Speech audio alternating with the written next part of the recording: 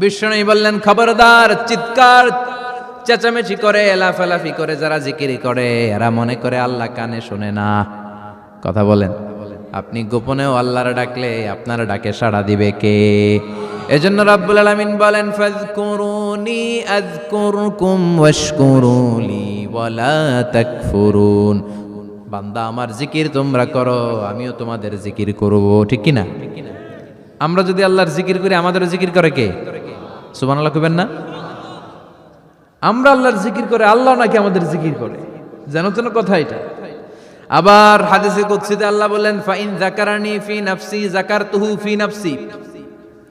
আমার বান্দা যদি একা একা আমার জিকির করে, আমি আমার বান্দার একা একা স্মরণ করি। ওয়া ইন যাকারানি ফি মালাইন যাকারতুহু ফি মালাইন খায়রিম মিনহু।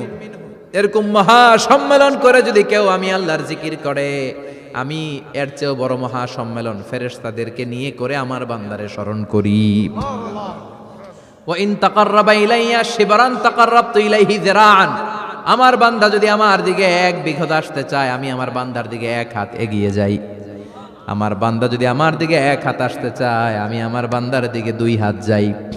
ওয়া ইন আতানি ইয়ামশি আতাইতুহু হারওয়ালা। আমার বান্দা যদি আমার দিকে হেঁটে হেঁটে আসতে চায়, আমি আমার বান্দার দিকে দৌড়ে দৌড়ে যাই।